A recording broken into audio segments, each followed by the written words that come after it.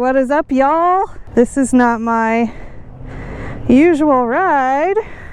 I just bought a brand new MT-07.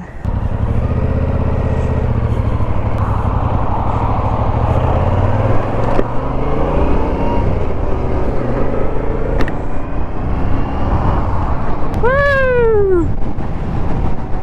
Well, it's definitely not a Honda. Gearbox feels like a tractor in comparison. Can definitely feel how torquey it is. Pretty similar ride position, pretty comfortable. Foot pegs are definitely a little bit higher, so a little more bend in my knee, but this is still a very comfortable bike.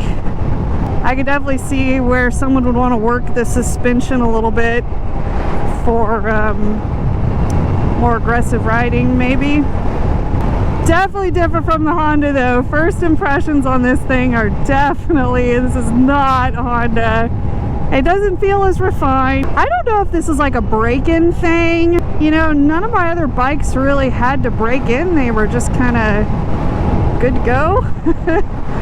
So I don't know, maybe it just needs a little bit of a break-in with the gearbox.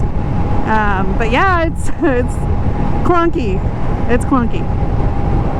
We're gonna go with clunky. I'll say the engine's pretty warm. You guys know me, I like to bitch about heat on bikes.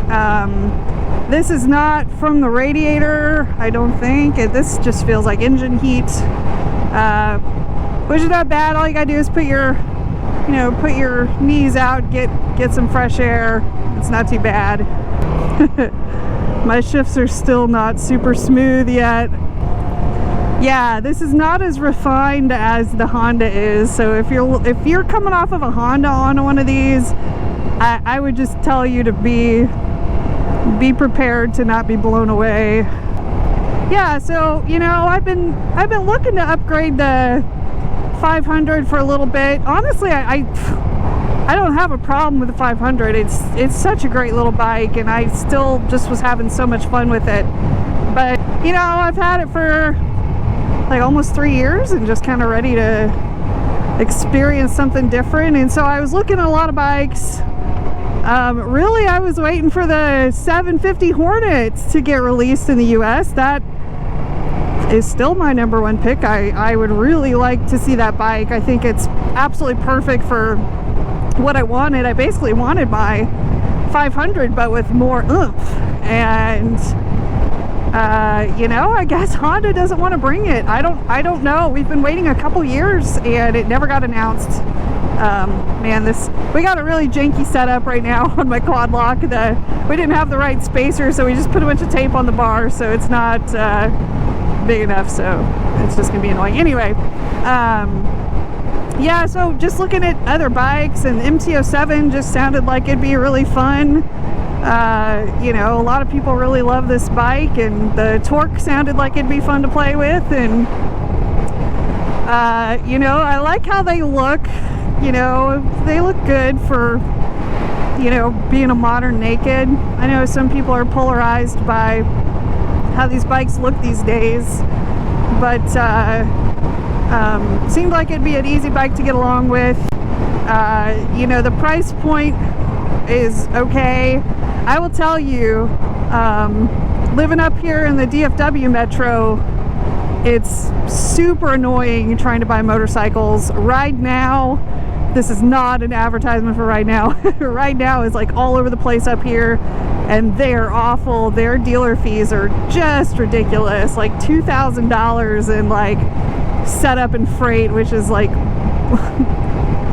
stupid, right? Like setup, and maybe they're like putting a couple mirrors on this thing, I don't know. Anyway, so it's hard to find bikes, and I was looking outside the metro, and the actual Yamaha dealerships seem to be much more reasonable than Ride Now dealerships. I saw one listed for this Yamaha, Lone Star Yamaha in Burleson. This bike does have some parts that were installed, so I did pay for those. It's got this little windscreen up front, which who fucking knows how much that does.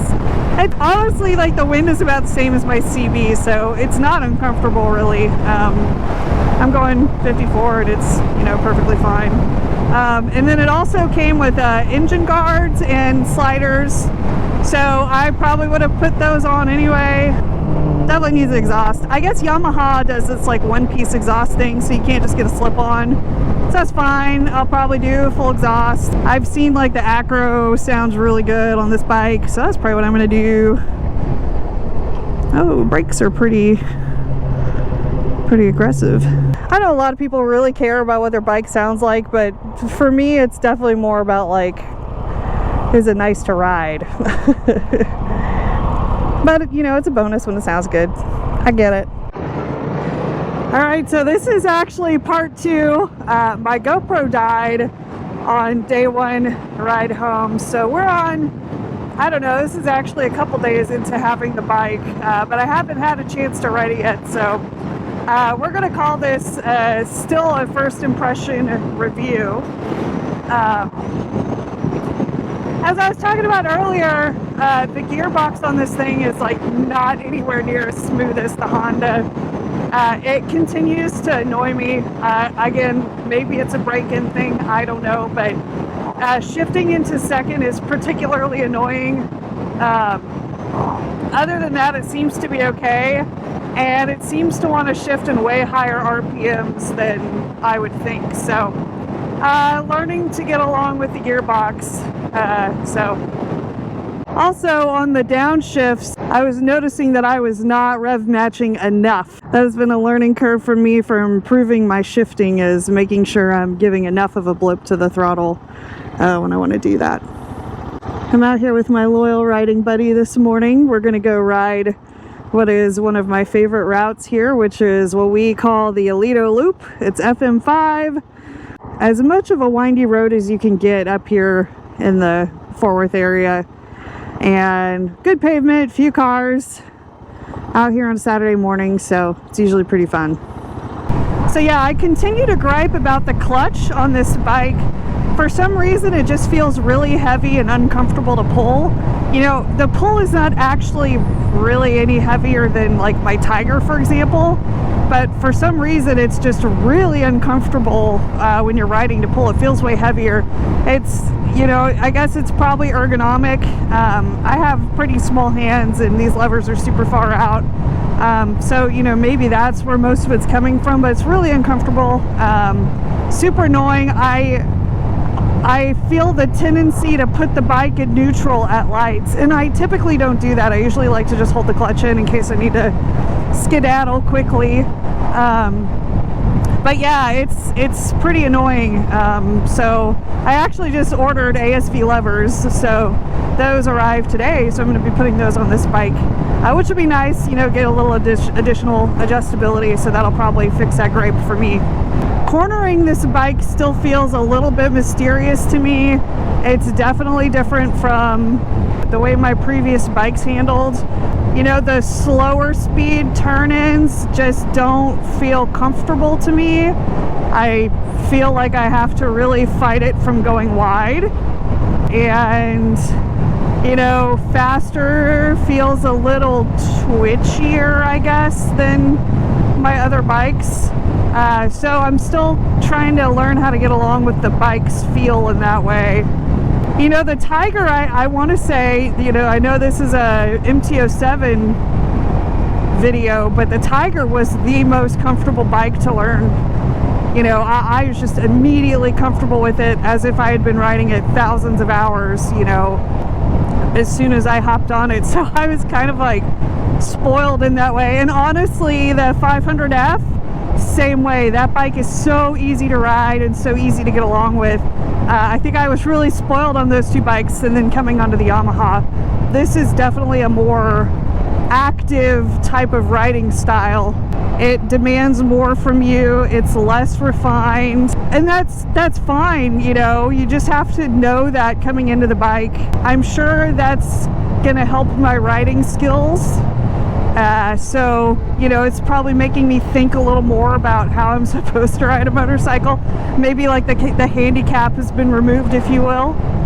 But yeah, it's definitely a more raw, riding experience, but it is enjoyable in that way. You know, you feel a lot more like connected to what's going on. I won't say I feel more connected to the bike just because I'm not as comfortable with this bike yet, but you know, it's a little more visceral, I guess, of a riding experience, and there's something to be said for that. You know, I think that's part of why we're out here riding motorcycles, is we like to feel like we're riding motorcycles. That's why we do it. You know, when I talk about the bike being unrefined, kind of some other thoughts that I have with it, the bike is pretty noisy. Like, I hear all of these like weird noises that I've never heard with any of my other motorcycles, and you know, all bikes kind of have, you know, noises that are different to each one of them, but this one just like, I feel like there's like so many more noises than I'm used to. Again, I think I'm just super spoiled on Honda and Triumph. Both of those bikes are very, see, here I am going wide on those slow turns. Both of those bikes are really high quality build, and the price point is such, right? You can't really complain because you're not spending as much on this bike as you are the other bikes. So, you know, keep that in mind. Yeah, this is always a really nice ride out here, especially when you don't have cars in front of you. On these like Saturday and Sunday mornings out here, you usually see a lot of motorcyclists. Everybody's trying to, you know, get their miles in before the traffic. Ooh, got some gravel in this turn. Yeah, so not nearly as much confidence cornering this bike. It's funny because I feel like I've never ridden a motorcycle before. I feel like I am like right back to square one, like I just got out of the MSF course. It's weird, I don't know. Maybe there is something to say for riding with a handicap. Maybe beginners ought not to ride really nice motorcycles, because then maybe they just don't learn how to ride. I don't know. I'm curious. I'd like some comments in this video if anyone believes that theory.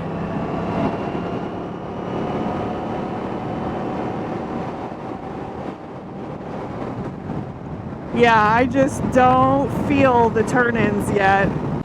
My gear selections are also not quite right for these turns.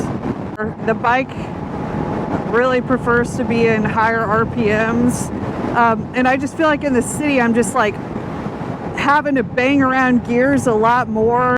The Tiger, you couldn't stall if you wanted to. You could be pretty mindless. You could be, you know, gurgling down around 1500 RPM if you really wanted to. It was fine. This bike, you have to be a little more cognizant and, you know, ride it properly. Oh yeah.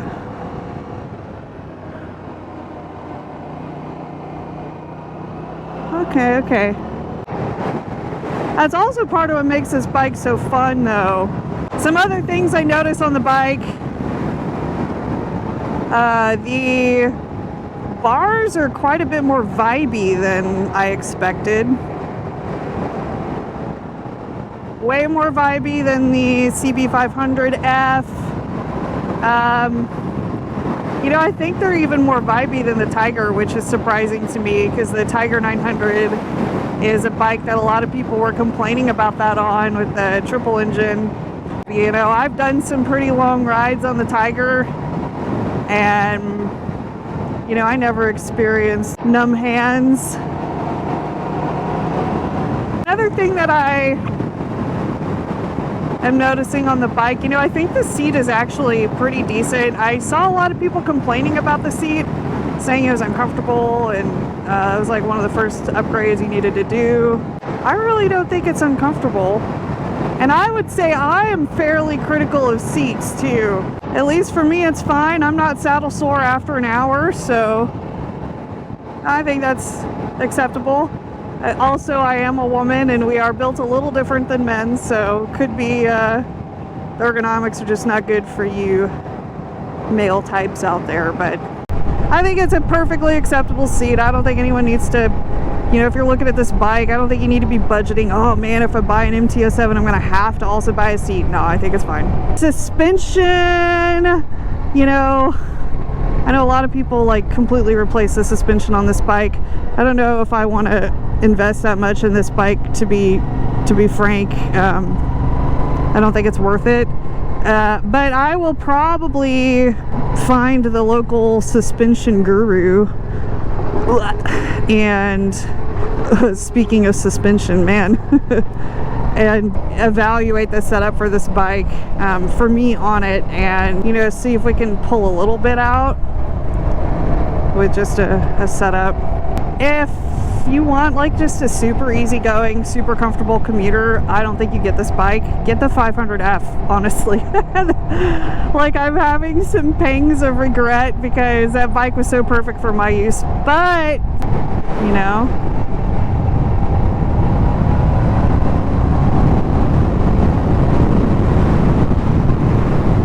the bike has a grin factor that the 500 didn't have. That's a real thing.